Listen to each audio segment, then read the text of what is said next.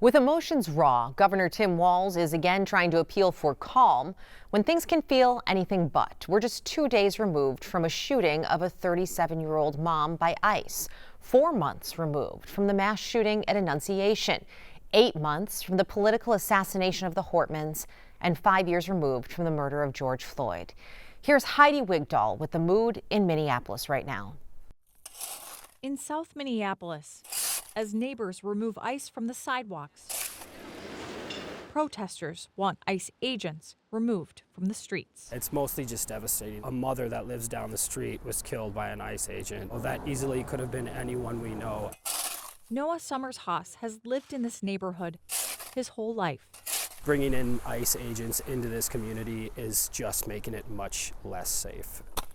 And suddenly this group from out of state, out of town that don't know anything about us and don't know anything about this community, they're suddenly allowed to just swarm our neighborhood and take it over. I feel like the South Side especially is not going to stand for it. Especially after the last 5+ years. All the same community, these terrible things have happened here. Less than a mile away is George Floyd Square. Very tough time right now as far as Minneapolis. Billy Hill's Urban Touch Barbers and Salon is just down the street from the square. Very tough time. Once again, his space is a spot to spill. Once everything started coming out, then people started really voicing their opinions behind ISIS being up here, and we just kind of like let them go ahead and talk. No matter the opinion. Everyone's pretty much on the edge right now, just trying to keep a calm head about the situation, one day at a time. One day at a time. When it's been just months since the mass shooting at Annunciation Catholic Church and School in South Minneapolis, less than 4 miles away. It's insane to be in your house and hear people dying. Like, I heard the shots that killed those people. Tiffany Awowale wants a new path forward. It's surreal, it's overwhelming. We just keep getting the hits. As a community, you're still grieving Annunciation, you're grieving George Floyd, and now this. And it's just like, okay, so we're just gonna be in a constant state of anxiety and recovery, and you don't ever get a chance to catch your breath and move on from the last tragedy.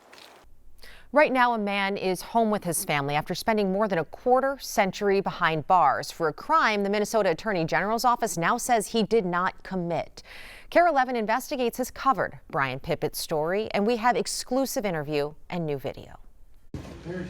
There she is. A long-awaited hug for a free man. Brian Pippett reunited with family after being released from prison Wednesday. A new, smiling photo, so much different than the one that defined him for much of his life.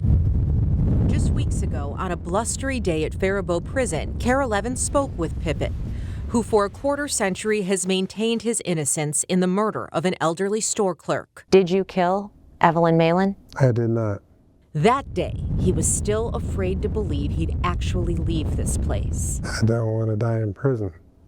He'd lost appeal after appeal, until this bombshell 2024 report by the Attorney General's Conviction Review Unit found he should be exonerated, pointing to unreliable testimony from 2 key witnesses who've since recanted, and an expert review of this video, which they say makes it implausible that Pippett could have committed the crime the way prosecutors said.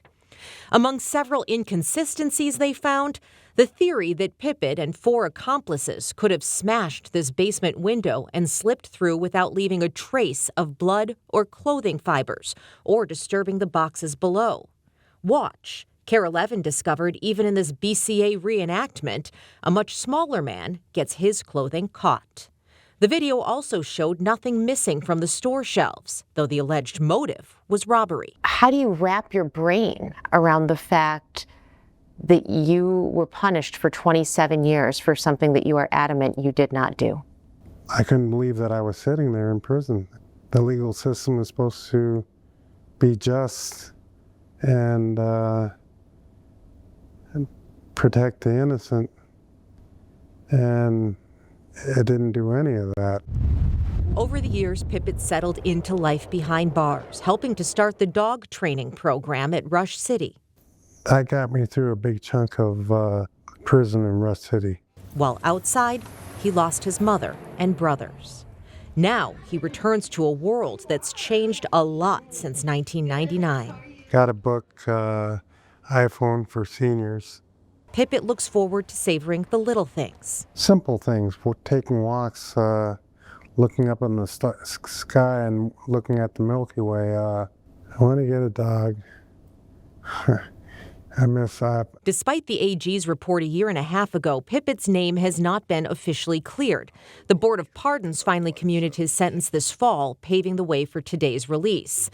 But Aitkin County authorities are fighting an effort to overturn this conviction, still convinced they got the right guy a quarter century ago. Sheriff Dan Gaida calls the Conviction Review Unit's report one-sided and biased, and says the result is a convicted killer goes free at the expense of law enforcement integrity and lawyers' reputations. A legal battle that will continue in court. But now Pippet fights as a free man. Did you ever give up hope?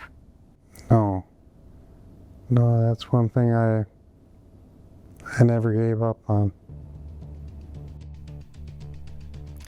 Stick with us. There's more news and weather coming up after the break.